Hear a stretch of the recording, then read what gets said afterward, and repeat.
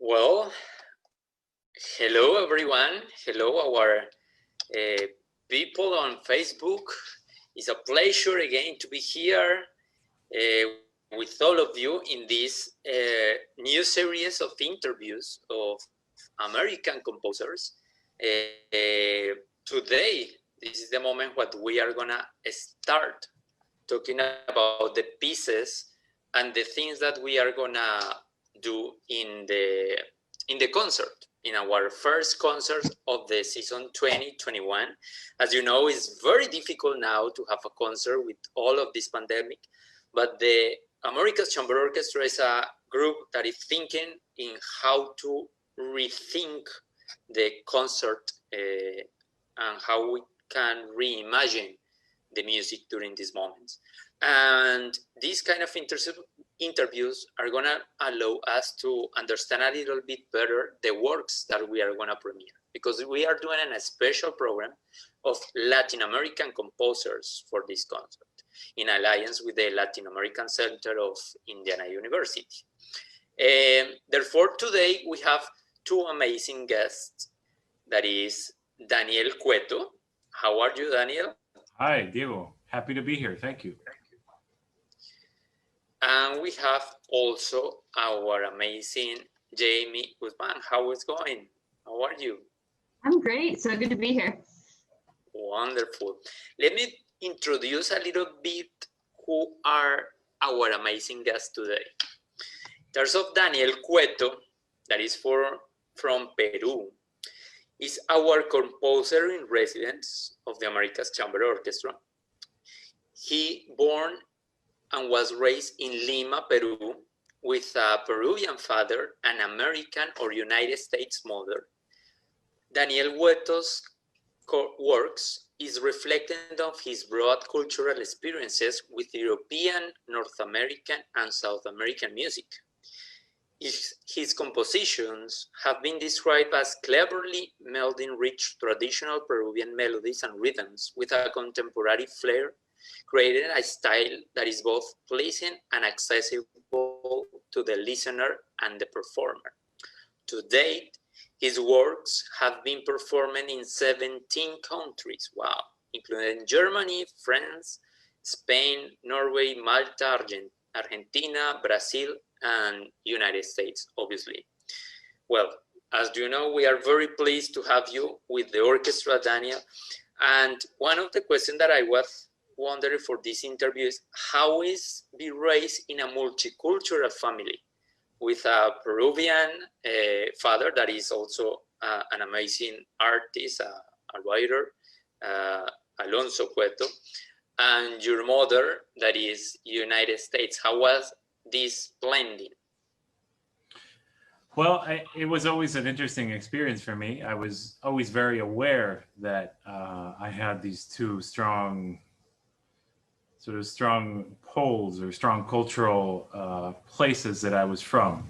And being from Peru and being born and raised in Peru, obviously that was sort of my main point of reference. But my mother always made a big point of me having a strong connection to the USA, having close relationships to my family in the USA. And throughout my life, throughout my life as a child and as an adolescent, we would travel to the US every year. And my mother made a big point of me visiting the US and establishing close relationships with my family in the US and with the culture here, or there, I should say, because I'm in the US now.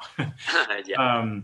So she thought it was very important for me to be aware of my American roots as well. And so I always felt a sense of belonging to both places. And that, I think, really shaped the way that I grew up, the way that I thought about different lifestyles, the way that I thought about different perspectives on life. I always had that sort of openness that resulted from me feeling that I belonged in two places, you know.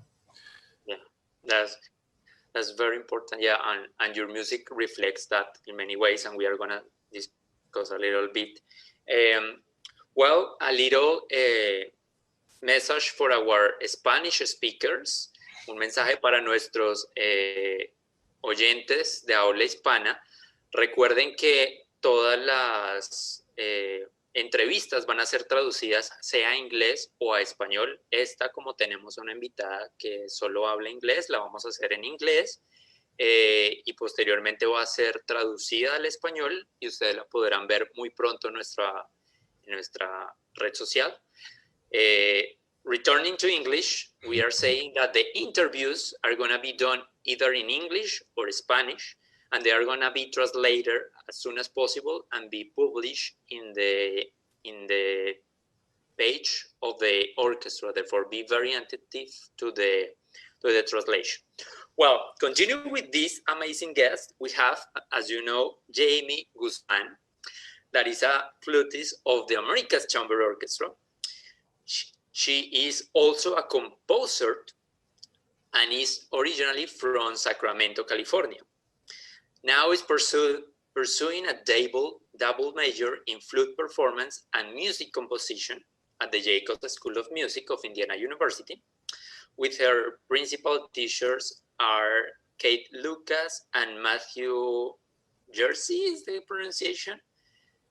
And she has studied composition with Don Freud and Tansy Davis. Also, very important thing that we were discussing a little bit with Jamey is that she has ancestors of El Salvador. Therefore, the same question to you, but now living in United States. How is have ancestors of Central America, El Salvador, and be raised here in the United States? How was this dichotomy? It was a really special experience knowing that I have roots there while still growing up in California, which is such a beautiful place with so much diversity in it, where I could just look around and there were faces that looked like mine that looked completely different. It was just a really special experience knowing that there's an entire other side to me that isn't just a white composer. When you see someone that just might be just a white composer, but I have this entire other side of my heritage that I'm so excited to explore as I get older. I've never been to El Salvador yet, but I dream to go there one day. Well, I was in El Salvador like 3-4 times, conducting an orchestra there, the Youth Orchestra of El Salvador, the Youth National Symphony Orchestra of El Salvador. They are very, very kind people. Greetings for all, if you are seeing me. And yeah, it's very, very interesting to have these two musicians here in this interview with different roots and continue with this multiculturalism. Daniel, in addition of being Peruvian and United States citizen, also traveled to Germany for many years, 14, I am correct? You studied there, you did masters there, you even worked there in different universities, performed as a soloist before. How was living there and how do you believe this affected your music or influenced your music? Yeah, that was a really strong point of influence for me. And that I think that living in Germany for so long really shaped me as a musician, especially as a classical musician. The reason I went there, my flute teacher in Peru had studied in Germany, Cesar Peredo, my first and my most important really flute teacher, who I learned all of the basics with in Peru. He had studied in Germany and he highly recommended me to go and study flute in Germany. I had the option of coming to the US as well, since I had the citizenship and family here. But for him, it was really important that if I sort of wanted to get to the very heart, to the very root of classical music meaning really the sort of the tradition that contemporary classical music comes from, right? Or sort of the basic lineage of Baroque and classical and Romantic music. He really felt strongly that the place to go if I really wanted to delve deep into Bach and Mozart and Brahms and so many of these composers that have shaped us as classical musicians, that it was important to go to sort of the place where they were from, to get to know the culture where they came to be and where they made their music, right? And so much of the classical music that we enjoy comes from Germany or France or Italy. Those three countries have just been so essential in what we consider the classical canon, right? And so he felt strongly, and I really had this experience when I was there. I have to say, he felt strongly that it wasn't just about learning to play the notes or about learning to put your own interpretation into the music, but that it was about really sort of being steeped into the culture of where these pieces came from. So basically speaking the same language than Bach and Mozart and Brahms did, being in the same weather that they experienced, looking at many of the same buildings and rivers that they knew, that had a profound impact, or that was going to have a profound impact on how I understood this music in context, right? And not just extracted into a different time and place. And that really was very strong influence for me, because first as a flute player and then as a composer, I was able to really understand the classical canon as coming from a larger cultural context. And that has really been, I think, really important for me. And when I came to the US, I felt like I had really absorbed, you know, the European cultural context of the classical tradition. And I was ready to come to the US, where it was more about just being innovative, being new, finding my own voice and moving forward, right? So here's where I found more of that focus, which I now appreciate very much as well. So yeah, it's very important. All the artists, we have that, like a moment where we need to understand very deeply other artists and how the music is done by different people, and then we are gonna start shifting to find our unique voice and become real unique artists. This is very, very important. And talking about this, Jamey, as you know, is also a composer, no? And he's doing a double major. For how do you believe specifically Indiana University is affecting you or influencing you in those kind of things? Because we have professors of different parts of the world with so many experiences, and here also there is so many internationals, myself and from Colombia. How do you feel this is giving you influences? Well, as a composer, I feel that there is so much to be learned from talking to our peers, that in listening to each other's music. I've learned so much just by studying Daniel's pieces and the couple of pieces that I premiered for him, and just learning from everyone's mindsets and the different walks of life with the training that they received before they came here. I really love just that experience of sharing who we are now and also where we've come from. Yeah, that's very, very interesting. Well, now we are going to start shifting a little bit to the piece. And obviously, something that we are very interested in now is a little bit of Daniel pieces, how we go to the piece that was composed just less than a year, a little bit than a year before today. But I am very, very lucky to have conducted 2 pieces of Daniel's. And I guess the second piece you have ever wrote, that was our last premiere, Lambras in a symphonic version. But also a question that was sent in to us is, which was your first piece? Of course, if you know what the second piece is, you want to know what the first one is. Yeah. That's always the way we work. We're very curious people. Or human beings are very curious by nature. And yeah, I think it's also, for me, it's interesting to think about, because it just makes me go back a couple or several years into that mindset that I had when I started composing. The first piece that I composed was a duo for flutes, a piece for 2 flutes. Okay. I started composing fairly late. That first piece that I wrote, I was already 22, and that was the first piece that I wrote, the duo for flutes. And I had been mainly a flute player until then, and I was sort of obsessed with trying to become a good performer, and thought that, you know, I would leave everything else for later. And so I I would always, improvise things and compose little things that I would then leave. But the first piece that I actually sat down and finished and had ready for others to perform was the duel.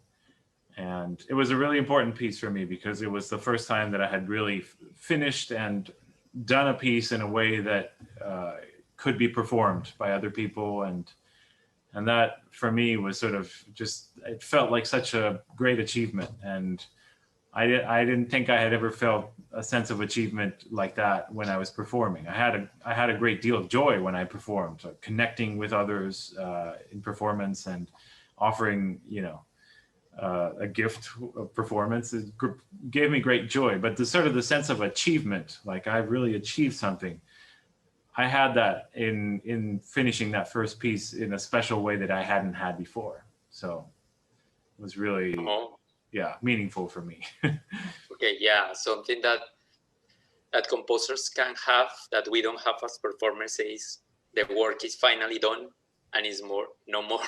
You can enjoy it.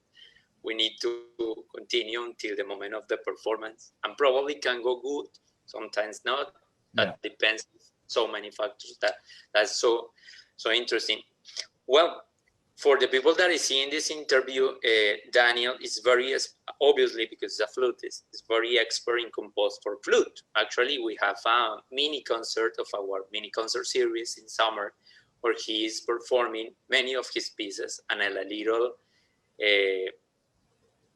probably melodies of pieces and combining different things. Therefore, you know really the instrument, you know how to deal with that and deal with different kind of melodies in this instrument. But now my question is, without talking of specifically this concert, Jamey says that you were premiering different pieces of Daniel's for flute. How is premiere pieces for an instrument of flute when you are also composer? How is this experience for you? Of Daniel's pieces? Yes. Yes. There's nothing like playing other people's music as a composer performer, as we both are. I adore your music and the way that you write for our instrument because it feels so right under my fingers. And I know it's because you felt it in your fingers as you played it as well. It's so clear that this piece is so perfect for the instrument, and it's amazing. It's amazing to bring to life. I'm having such a good time preparing it. Well, and obviously, because Jamey had the opportunity to perform many of the pieces of him, she started to understand the language of Daniel. And in my case, having the opportunity to conduct some of the pieces of Daniel, and I'll see others for the scores and other recordings, I started to understand how your music is done. But now we are gonna try to focus in the specific piece that we are gonna premiere, that is Relato Chimú, the flute, your first flute concerto. I'm sure in 50 years we are gonna say, wow, we did the United States premiere of Daniel Cueto's piece of one of the, I don't know how many concerts you are gonna do in flute. And something for me, knowing your pieces, I really felt an amazing development from the first pieces until now. I mean, you now in this piece have a very unique language, a very unique style. And I remember that actually this was the first piece that I listened from you, obviously from a recording and the score. Therefore, tell us a little bit how you started the composition of this piece, how a composer works for that. Yeah, well, I have to say, and I know Jamey as a composer as well will understand, every piece that you write has sort of a different process. You often start with a different idea each time, and things work a little differently each time. And a lot of it has to do with who you're writing this piece for, where it will be performed. You think about a lot of things when you're planning to write a piece, right? So this piece I actually wrote for myself to perform, I was invited by the Sociedad Filarmónica de Lima, the main sort of institution of chamber and orchestral music in Peru, which has been around for more than 100 years now. I was invited by them in August 2019, so a year ago, to perform a concert with a local orchestra as the soloist. So they were going to host a concert with the orchestra of the city of Trujillo in Peru, and they wanted to invite me to be the soloist. And they said I could choose any piece that I wanted to play, and they would play it with me. And so what I did is I had always had the dream of writing a flute concerto. I had been thinking about that for years, and it was something that I really wanted to do. And when I got this invitation, I thought that it was just the perfect chance. They were inviting me to play with an orchestra, and the piece was up to me. And you know, so I just chose my own piece, basically. The piece didn't exist yet, but I chose my own piece to perform, and I said, okay, I'm performing my piece. It's Flute Concerto number 1. Here's the title, and that's it. And then obviously I had to write the piece. So that sort of set me up in a different way, because I knew I was writing the piece for me as opposed to for another performer, which was more often the case. And so I can tell you a little bit about how I came up with the musical ideas and everything, and that if you're interested. Yeah, please. We are very interested in that. Yeah. Well, so I thought that I would sort of just, what I do when I have the basic ideas is that I just sort of open up and try to listen and try to see if I can come up with an idea. So, but what I mean by having the basics is I knew it was going to be a string orchestra, because they were traveling from a different city of Peru to Lima, and the concert happened in Lima, and they were only able to bring a string orchestra format. So I knew it was for string orchestra, and flute and string orchestra. I didn't know the musicians, but I knew the conductor I would be working with. So I sort of envisioned the sort of the musical interpersonal relationships and what that sort of means. Because we're always when we're performing, we're a combination of the different personalities that are on stage, right? And so that also influenced my process, I think. And so I just opened up and sort of tried to come up with an idea, an initial motor for the piece. And the first thing that I came up with was this sort of varying ostinato, sort of a rhythmic ostinato, right? Which is this bum, bum, bum, bum, bum, bum, bum. At the beginning, yeah. Bum, bum, bum, bum. And I didn't know what that was going to be, but I knew I liked that. And then I thought, okay, well, the strings can do that with a percussive effect, maybe with coleño, which is what I ended up doing, sort of to give it a real percussive, and it can be very, very soft, just sort of very faint, so you could more feel it than actually hear it, you know. And so I thought, well, it'd be wonderful if the flute sort of played something very contrasting, so sort of a melody that's all about long held out notes, right on top of it. So that would provide a nice little basis that's sort of constantly moving forward, constantly shifting ostinato, and the flute would just perform these beautiful long melodies on top.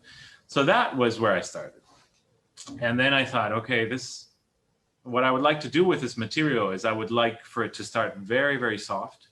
And I would like for this material to grow in the slowest way possible. So it should grow little by little. And how long can I stretch it? So how little does it need to increase its intensity?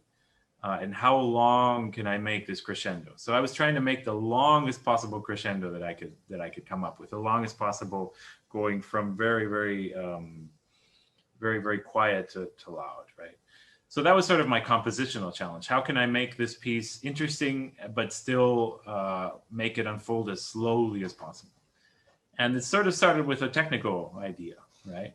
And so then I thought, well, but I also need like an extra musical thing to associate with this motive, because that will help me sort of tell a story through the piece. And oftentimes that happens. This happened also in my piece Rio for piano, which is also an early piece. I first came up with this musical idea And then trying to figure out how to move along with it, I came up with an extra musical idea that would help me sort of build a story, and then the piece could go through that story and tell that story. So I heard that sort of that rhythmic ostinato, that dun dun dun dun dun dun dun dun dun dun, and I had come up with this flute line, which again was long notes, and it was no no no no mi no no. So it sounded very pentatonic. It had a strong feel of Andean music, but sort of really stretched out. So I thought, well, that rhythmic component has like an archaic sound for me, like something ancient, right? Something coming from a distant time and place. That was sort of my feeling. And that melody has a distinct Andean flavor. So I started thinking, well, maybe it can be a tale about, an ancient Peruvian civilization, right? So that was sort of my process. And then again, listening to that rhythmic ostinato, it seemed to have something sort of slightly marching about it, something constant and forward moving and, very, very sort of decided to move forward. And so I thought, well, this could be maybe a story about some sort of military story of an ancient culture, right? And so I started reading about ancient Peruvian cultures, and I read about the Chimu culture, which was a very important culture of northern Peru, and they were very well known because they were great warriors. And so I thought, okay, well, that's my story. It's going to be the tale of the Chimu, and it's going to be sort of a tale of war, of an encounter with another civilization, of a military encounter, right, in this ancient sort of way. And so really the music informed the extra musical idea. And then now I knew that the idea that music was growing was sort of a visual idea of, you see this ancient army with these ancient apparatus and weapons, just sort of coming from a very distant point, right? From a pianissimo point, and they're slowly coming toward the camera, right? Very slowly. So that's sort of the idea of why the piece is growing very slowly, right? And then they sort of come to a point of encounter where they concentrate. There's some sort of religious ritual maybe before the battle, where there's sort of a tune, and they consult with maybe some sort of deity. It was all very abstract, but I felt that this was sort of making sense musically. Once they have reached their loudest point, then there's a sort of retreat, right? And then there's an allegro section, which is the beginning of the battle, right? And I leave it sort of open. There's a lot of episodes that happen after the battle starts in the allegro section. And I sort of leave it open to the public to decide, have the Chimu won this battle, or have they lost, or what happened? So that's the part that's just open, and I don't want to give my interpretation of, because I like the audience to sort of imagine what's going on visually as they listen to this music. So that's sort of the background of what I did there. Wow.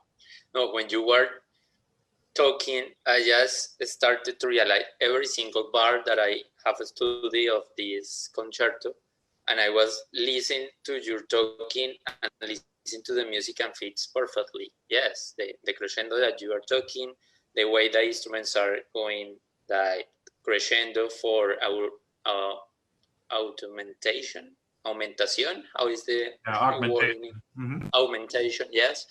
When you build a little bit, but step by step, but you clarify very clear that it's piano in every single entrance, those kind of things. Very, very great. And yeah, and the battle is the battle. We are gonna work very hard to get this battle. Yeah. And it's very interesting the way that you use the flute, because when I was reviewing the piece and trying to understand why it sounds very Andean music, and you say, yeah, is the way that you organize the melodies in the flute mostly, because are very pentatonic, as you say. It creates the sound of this, and if you combine that with the flute sound, creates a very Andean thing. And I remember totally when you did the mini concert with us, that you were playing a very special flute that was also a big walking stick, yeah. yeah, and the sounds were similar, no? It's like very connected with actually very common music. It's not very abstract. It's not totally not connected with the people. It's really connected with how we imagine the Andean music in so many complex. But at the same time, the harmony is different. From my perspective, you use a lot the fifths and fourths as a way to put the music together. But more than the conductor and my analysis, is better to have yours. How do you organize it, the harmonies here? Well, I can show you a little bit. Can you hear the piano? Yes. So the ostinato sort of started on this middle C right here, right? Yeah. And then I play this melody on top.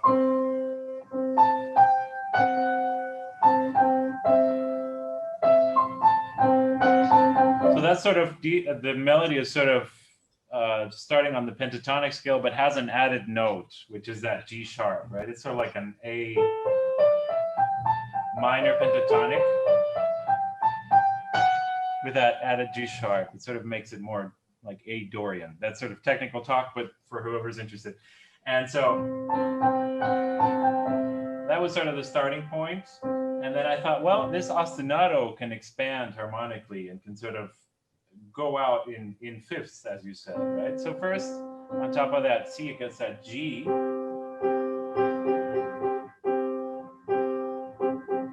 then it expands down a fifth. Then down another fifth. And I thought that was just a nice sound as a backdrop to that. The top also expands from that pentatonic into, this is another sort of technical term, but into an octatonic scale, right?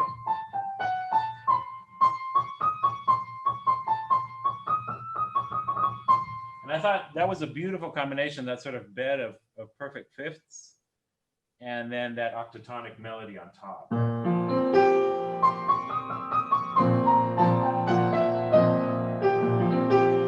So that's sort of the basis, that lying chord which keeps opening up in fifths, and the pentatonic melody on top, which turns into octatonic, into sort of a more harmonically charged place. And those are two different elements, but I really like that combination as I was writing it. And I thought, yeah, this is good stuff. I have to say though, once I finished writing the piece, I thought, wow, this is great. I like this piece a lot. And then I said, oh no, now I have to practice it. Now I have to play it. And I thought, oh no, why did I write such a difficult flute part and the allegro? And I wrote, a scale going up to a really high note at the ending. Why did I do that? Now I have to play it. Luckily, Jamey is a much better flutist than I am, and also has that special sensitivity because she's a composer. So I feel that she's the ideal person to play it in this opportunity. So I really trust her playing and her intuition as a musician. I always have, and so she was my very clear choice to be the soloist of this piece. Oh, thank you so much. Yeah. Well, Jamey, talk us a little bit. How do you start the study of this piece, and how is going this study?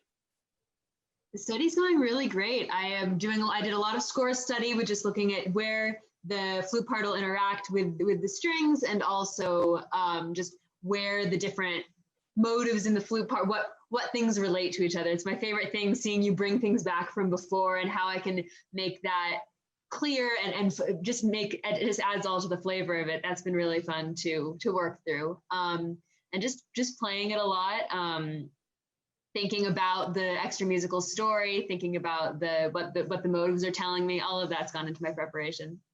I really, really look forward to putting it all together with the orchestra, because it'll sound so good. I'm so excited. Well, that's amazing. Thank you so much. If there are soloists in training now, this is the way that you help us to all performers to be together, because sometimes soloists are just looking their part without any real connection with the full music. And then we have troubles in rehearsals, and it's when you cannot really connect. Yeah, thank you so much, because you are going to save us a lot of time. Yeah, rehearsal. No, I think that's just one of the reasons, and I'm glad you say that, Jamey, because I knew that as a composer you were going to be interested in all of the elements of the piece, not only in the part that you're performing. And like Diego says, a lot of performers are more interested maybe in doing their part perfectly, and that's obviously their main job. But to do your part really effectively and musically, you need to understand how your part connects to the whole, and you need to understand the whole, and you need to take time for that. And oftentimes, as performers, and I've done this too as a performer, we're just so focused on doing our part right that we forget that it's part of sort of a musical ecosystem. Right. And I think Jamey really appreciates that, especially because she's a composer and she writes her own music. So she really understands the mechanics of how a piece is put together, you know. So wonderful. We are very pleased to have our members of the America's Chamber Orchestra. All of them are amazing soloists. All of them are amazing chamber players. That means that, and the full music, not just their part, because their part just is one little part of the full image.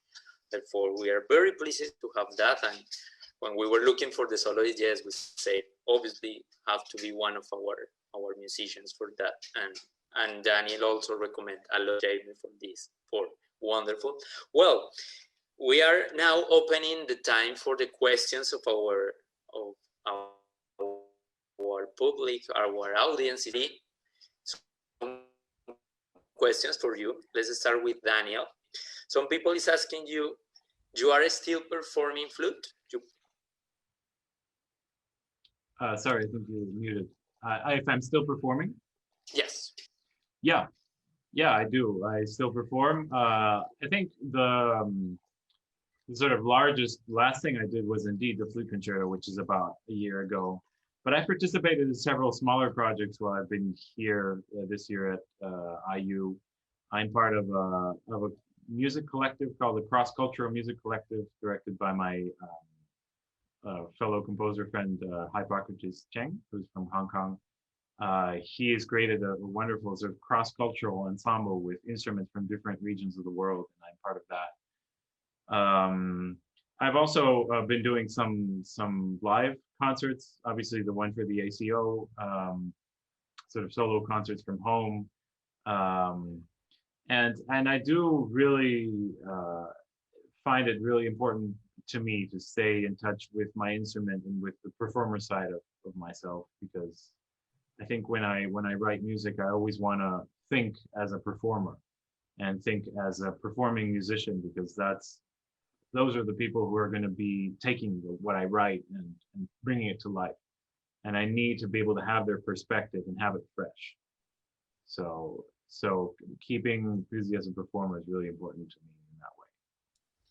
That's good. That's good. Remember that if you are interested in know anything from our guest today, please write your comments in the Facebook comments, and we are happy to transfer this to our guest. We have another for Jamey that says, what it is like to learn a piece by a living composer? Does it make you approach the piece differently from others? Oh, absolutely. I play a lot of new music here at Jacobs because of the composer-performer background. And I think every time that the composer is living, I feel a even stronger responsibility to the music and to having that, like if you play music by a composer that is no longer with us, it's you want to stay true to their vision, but it's different when that person is standing right in front of you and can tell you these notes meant this to me. You get this extra insight in preparing the piece that you wouldn't get otherwise. which is really just exhilarating when you find out that, oh, there's a secret meaning here, and this, all of that preparation. So it does change quite a bit when the composer's living, and I have to say I prefer it.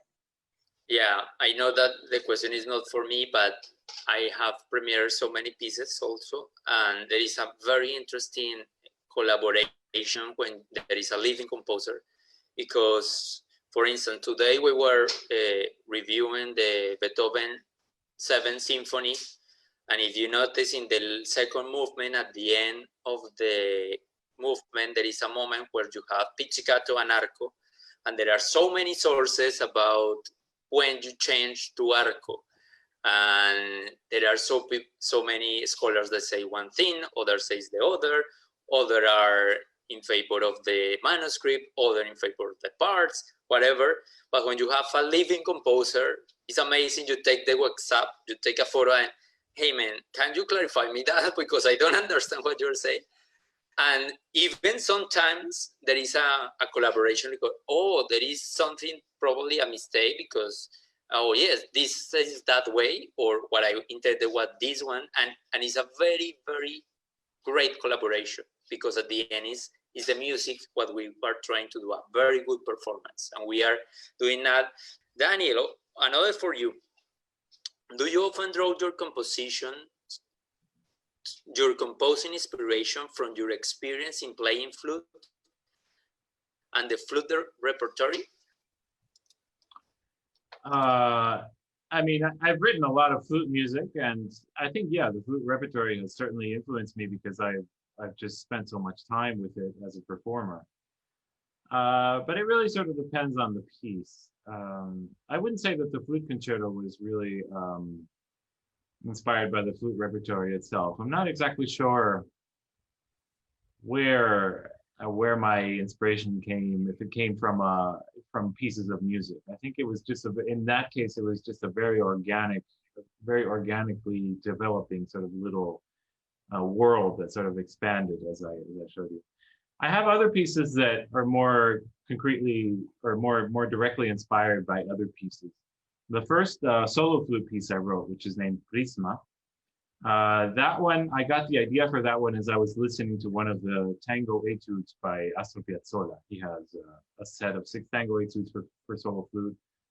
And I believe it's number 5. It started, and it had just this very magical gesture, this sort of way of starting and proceeding. And I took that idea and I sort of made it my own and made my own piece out of it, which turned out to be a really different piece overall. But that initial idea was taken from that Piazzolla piece for Prisma. So I think some pieces are more inspired by flute repertoire or by musical repertoire generally, and some seem to come from a different place than another musical piece. Yeah, it really depends on which piece I think about. Well, so many questions for you, Daniel, from our email, that it's so many people listen for the email, and others in the Facebook page. Well, the other is, when someone is performing your piece, do you let the performer to have a little freedom in their interpretation, or you are more in command of that?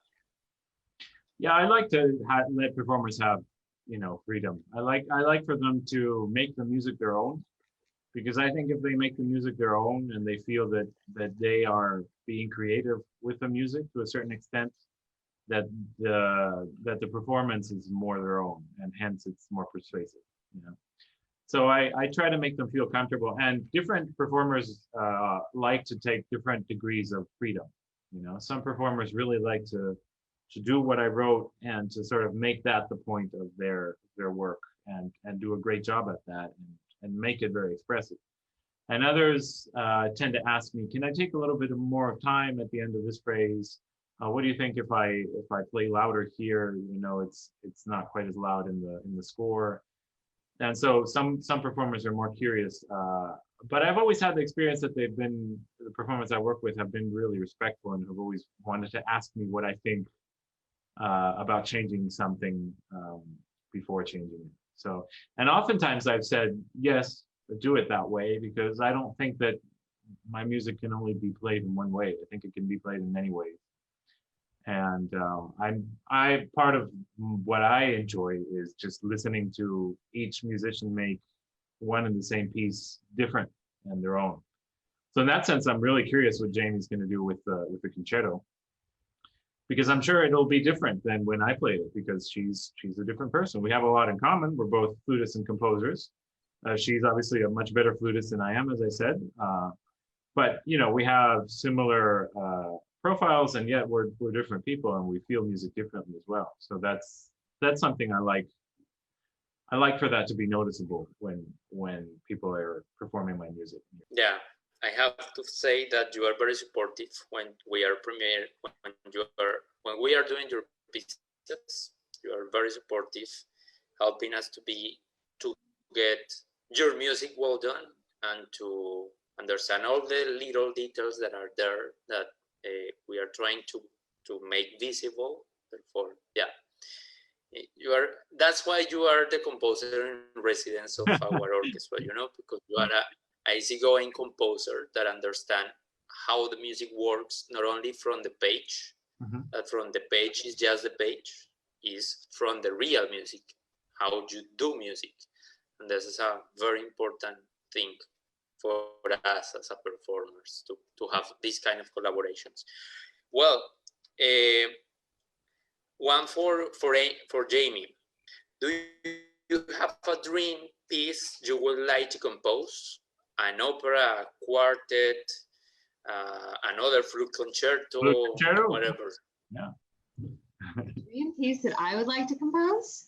Well, actually, yes. Right now I'm working on this crazy science fiction chamber opera that's been this kind of dream that I had a year ago, and I kind of told a friend as a joke, and that friend said, no, you need to write that. And so I've been working on the libretto all summer, and I'm finally starting to set scenes, and it's been I think that's my dream piece right now, is getting to see that to full fruition on a stage. I think that's a project I'm excited about. Yeah, that's amazing. That sounds so cool. Yeah, we need to see your score when you are. And Daniel, which is the dream piece? Well, I did sort of achieve that dream of the flute concerto. That had been my dream for a long time, and now I'm thinking that I would like to sort of complete sets of pieces. That would be my dream. So as far as flute concertos, I have this crazy idea that I would like to write 10 flute concerti across my life. I don't think many composers have done that since the Baroque. And it's just sort of a crazy dream that I would like to do 10 flute concerti, you know, each one inspired maybe in a different sort of ancient mythical idea or place, and each one may be written for a different player. So that's sort of a wild dream. I also really want to write a string quartet. I haven't written a string quartet yet, but it's a medium that I just adore. I love the string quartet medium, and Haydn string quartets and Mozart and Bartok, which is some of my favorite pieces in general, the Ravel string quartet. So I've always been really attracted to that medium. And one sort of wild idea that I have is to write 24 string quartets. I don't think I'm gonna, you know, finish all of these dreams because they're pretty wild and crazy. But the reason is that there are 24 regions in Peru, and I would like to write one string quartet sort of dedicated to each region. Again, these are crazy dreams, and you know, it's hard to complete a dream like that, but that's why they're dreams. They're just long-term ideas that you would like to do, that you think are just special and that maybe nobody's done before, and you want to do them. So those are just two examples of things where I'm probably shooting much too far and high. I should probably just go one quartet and one concerto at a time. But I don't know. That inspires me to think of sets like that. You know? Good. Wonderful, wonderful. We hope to see those kind of concertos, string quartets, operas in 60 years saying, wow, how was that possible? Great. Well, we are closing with the questions. One that so many people is asking is about how the pandemic has influenced your music. Obviously, we are during the eras, there are always so many difficult moments in the humanity when wars or diseases or pandemics have influenced the arts in a very, very deep way. And now we are in one of them, very crazy world. For Jamey and then for Daniel, how do you believe this is influencing your music or your compositions or your perspectives as musicians? I think that for me, big picture, it'll make me really appreciate once the halls open and getting to hear live music again. When we've been cut off from that kind of irreplaceable feeling of being in a hall and watching someone live making music right there, that I think we're going to value that more when we come back to it and realize that that is a really special thing. And even in the world of digitalization, which has its amazing perks, but there's nothing like that live experience. And I think, at least for me, I'll have more value on that when I come back to it after being away for so long. Yeah, I absolutely agree. There's just something so magical about going to a place to watch people making music, right? It's something that's been around, I think, for longer than we could probably ever describe. And I think it's going to be around forever. I think it's a different experience than just sitting at home and listening to music. Actually taking the time to go to a place that is built for that purpose and listening to human beings make music. That's just, it's something that we can never replace with anything else, I think. And it doesn't matter what kind of music, but there's just something about leaving your house and going to a special place to do that's just always going to be around, I think. Yeah, we are understanding how important is the art for the humanity, really. And all types of arts, all types of activities outside the world, something that is just for us as humans, is very important. And as far as your question, I think a lot of people ask me, and maybe Jamey, you've been asked this before as well, how the pandemic has influenced your music or your compositions. But I like to turn the question around, and I like to ask myself, how has music affected my experience of the pandemic? How has music been something that I've cherished as an activity, and composing? How has that helped me get through the pandemic, and how that's helped me stay active and stay myself? Right? And I think having composition projects throughout the time where concerts were disappearing and public life was disappearing, still being able to have composition projects that we're excited about. I mean, Jamey, you with this opera, which you're telling us about, which is just so inspiring, and you can just do on your own, as far as composing it, of course. And me also, I've been active with different commissions in the summer, and just sort of having those projects and those ideas and being able to work in music has been, I think, for me, it's like a kind of therapy. Because if I just sat around not working, watching the news, I think it would have been a lot worse. So music has really affected my experience of the pandemic more than the other way around, I think. Yeah, having something stable to return to, having something that's not something that, you look at the news and everything is about the horrible things going on in the world, but music is a safe place to go and explore other emotions, other feelings than the kind of terror and panic that everyone was feeling. Right. Yeah, and I think we need that. We need to have access to this more beautiful world that we create through music, which is necessary, I think, for me at least. Absolutely. Wonderful. Well, thank you so much, my dear guests, my dear friends. We are gonna start working on this piece. In my case, we were, and in the case of Jamey, we were working on this piece for so many time, but we are gonna start playing it so close. Therefore, thank you so much for giving us your time to know more about you, a little bit more of the piece. Therefore, thank you so much, dear friends on Facebook. Remember that all Thursday we are going to have interviews with our composers. For next Thursday, that is the winner of the call for scores that we did with the Americas Chamber Orchestra, Raúl Ardila, and his piece Un Mar de Fueguitos. Amazing work too. Therefore, see you all next Thursday. Have a wonderful day. Thank you so much again, dear Jamey and Daniel. See you soon. Thank you both. Goodbye. Thank you so much.